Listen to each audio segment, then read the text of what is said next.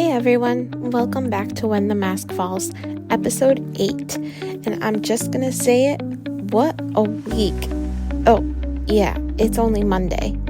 Well, Tuesday by the time you hear this. Do you ever feel like Monday just shows up like, surprise, here's your whole week crammed into one day? That's exactly what today felt like. I'm already tired, already behind, and already wondering how in the world I'm supposed to make it till Friday.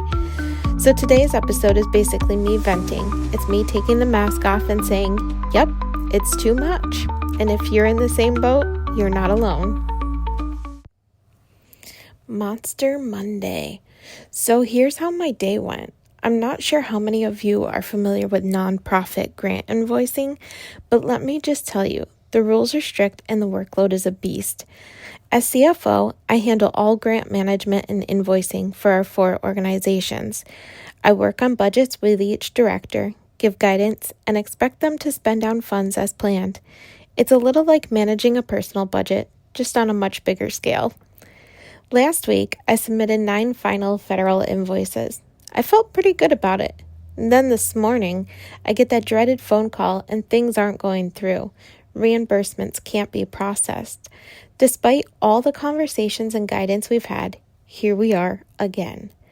When this happens, it's back to square one, redoing invoices, making budget modifications, writing more justifications, and recalculating salaries, double-checking every percentage.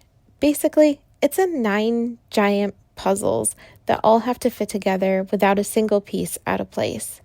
So yeah, 9 federal invoices to fix. On top of that, I had 5 months of state invoicing to do for 2 of the organizations, and 1 state invoice that had to be redone because of the other issues with the federal invoices. Are you still following? Invoices multiply like rabbits. You think you're caught up, and suddenly, boom, there's a whole new pile. By the time I send them off, the numbers are definitely a blur, and I am just hoping and praying that I didn't miss something else. Oh, and let's not forget, on top of that, I had 3 Zoom meetings interrupting my invoicing, plus a call from Gabby's financial aid to get everything sorted out with that. So honestly, who thought meetings on a Monday were a good idea? We're all running on fumes, and now we're expected to look awake and engaged on Zoom? No thanks. And for tomorrow, don't even get me started. Tomorrow just looks like punishment. First up, Gabby's supposed to have a doctor's appointment at 7 a.m. I'm still debating if it's really necessary because 7 a.m. feels kind of illegal for that. Then I have 2 kittens that have to head to the vet, an executive call to squeeze in while I'm on the road heading from the vet all the way to Messina to the Peace Pole ceremony, and after that, I have to go back to the office to train our new hire. And what's still waiting for me at the office? Payroll, more data entry, prep for our board meeting this week for NAHAC and to complete all those financials. And then I have to complete all the board packet stuff for our BQLI board meetings next week. And I have 2 meetings tomorrow afternoon. And at the end of the day, our Rotary board meeting. This isn't a schedule. This is pure torture. And honestly, I know I signed up for all of this myself, but days like this make me extra thankful for the snack cupboard and the support that I do get. On top of it all, I just started a new ADHD med. Been almost a week now, and so far, 0 focus. I had my coffee this morning and 2 energy teas this afternoon just to keep myself upright. But my brain, it feels like a browser with 75 tabs open, 4 frozen, and music playing from somewhere that I can't find. I click from one tab to another, one app to another, and I just sit there, staring into space. Totally frozen, body's buzzing, brain's on strike, and when your schedule looks like mine, ADHD doesn't exactly make it any easier. More like impossible. And on top of all of this, there's the extreme mom guilt. I worked a late night again tonight until almost 8 o'clock, and tomorrow is packed so full with so much running around that I just won't get to see Gabby at all. And since it's her week with her dad, that means that after today, I don't get to see her again until Sunday night. And even though she's older and we've been doing this for a long time, it never gets easier. She's my person. When she's not here, the chaos feels heavier. The silence feels louder. And I know I'll survive. I always do. But it doesn't make it any easier. Here's the thing, though. You gotta laugh about it. People always ask me, how can I help? And what I really want to say is, well, how's your accounting? Can you file, all my paperwork? How are you at doing all these invoices? I don't know. Can you mow my yard and feed the 27,000 cats that are in the house? Reality is, I signed up for this. I'm not sure how to even delegate anything if I could.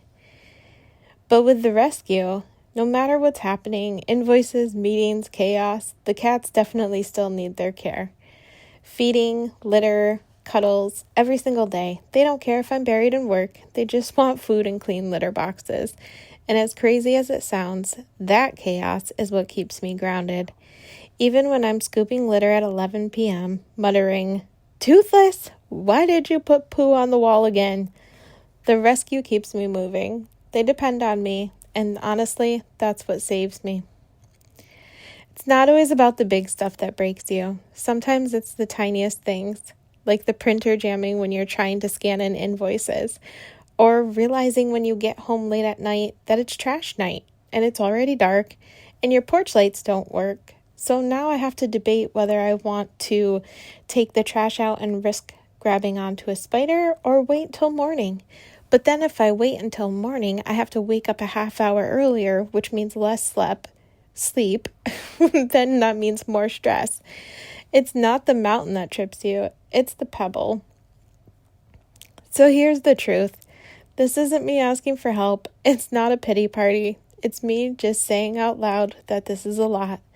We don't say that enough. We live in a world where admitting you're tired or overwhelmed feels like failure. But honestly, saying it out loud is what makes it easier to carry. People tell me, I don't know how you do it all, and I still will always laugh because I don't. I don't do it all. I just try not to let everything collapse at once. That's what this podcast is about. When the mask falls, you get the truth. And the truth today, I'm overwhelmed, underfocused, running on energy tea, and feeling a little batty. And not literally, because if one more bat shows up this week, I'm out. So yeah, that's episode 8. What a week, and it's only Monday. If your Monday chewed you up and spit you out too, you are not alone. Sometimes the bravest thing you can do is admit it's heavy, and then somehow we still get through it. Thanks for letting me vent. Thanks for being here and reminding me that I don't have to pretend I've got it all together.